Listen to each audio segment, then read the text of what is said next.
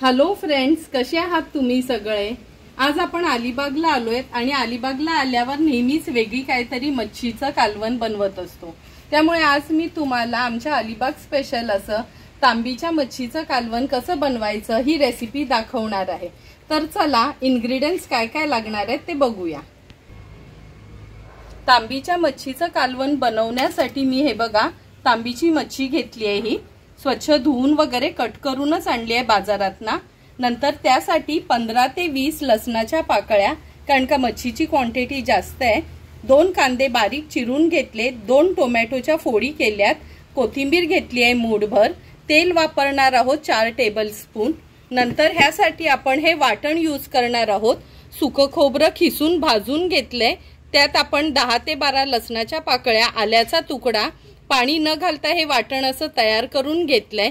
चिंच थोडी पाण्यात भिजत घातली, लिंबा एवढी चिंच आहे। घरचा आगरी कोळी मसाला आहे 4 चमचे, 1.5 चमचा हळद आणि चवीप्रमाणे मीठ यूज करणार आहोत। गावी आल्यावर नेहमीच आपण चुलीवर रेसिपीज बनवत असतो, म्हणून मी हे चुलीवर पातेलं गरम करत ठेवले।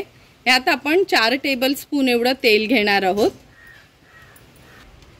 तेल आता गरम झाले, तेलामध्ये हा चेचलेला लसूण ऍड करणार आहोत। लसूण थोडा तेलावर परतून घेऊया। लसूण परतून झाला की हा बारीक चिरलेला कांदा पण आपण ऍड करणार आहोत। कांदा आणि लसूण छान शिजवून घेणार आहोत। हे बघा कांदा छान शिजलाय। आता ह्यात आपण मसाले ऍड करणार आहोत। हळद घेतली आहे, नंतर हा घरचा आगरी कोळी मसाला आहे। ह्या मसाल्यामध्ये गरम मसाल्याचं प्रमाण व्यवस्थित असते, म्हणून मी एक्स्ट्राचा गरम मसाला नाही ऍड केलाय। तुमच्याकडे जर हा मसाला नसेल तर तुम्ही लाल मिरची पावडर 2 चमचे आणि 1 चमचा गरम मसाला यूज करू शकता। हळद आणि मसाला पण तेलावर छान परतून झालाय। आता ह्यात आपण हे वाटलेलं वाटण ऍड करूया।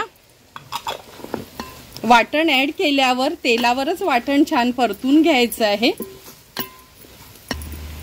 सर्व मसाले आणि वाटण तेलावर छान शिजवून घेतले। आता ह्यात मी पाणी ऍड करते। जवळपास 8 ते 10 पाहुणे आपल्याकडे येणार आहेत, म्हणून आज कालवणाची क्वांटिटी पण जास्त आहे। 4 ते 5 ग्लास पाणी मी यात ऍड केले। पाणी ऍड केल्यानंतर चवीप्रमाणे मीठ ऍड करणार आहोत आणि ही जी चिंच भिजत घातलेली थोडी स्मॅश करून घेते।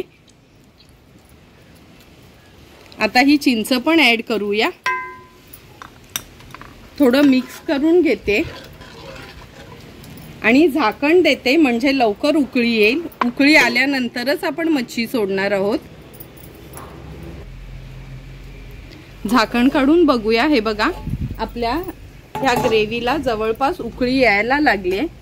आता ह्या स्टेजला आपण ही तांबीची मच्छी सोडणार आहोत। तांबीची मच्छी टेस्टला खूप छान असते, तुम्ही पण कधीतरी नक्की हे कालवण बनवून बघा।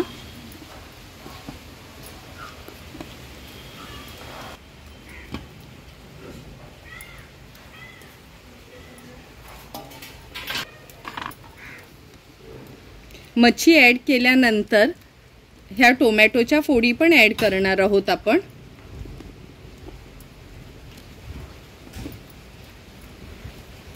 टोमॅटोच्या फोडी ऍड केल्या की कालवण थोडं मिक्स करून घ्यायचे।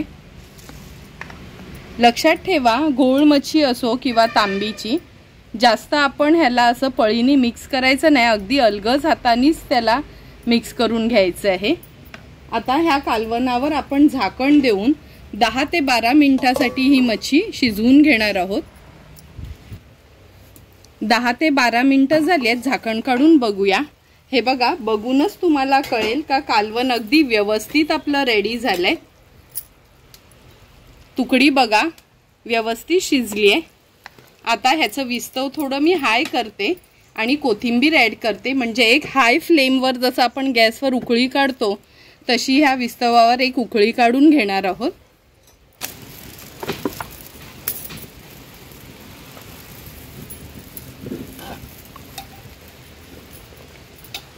हे बघा आपल्या कालवणाला पण छान उकळी आली आहे।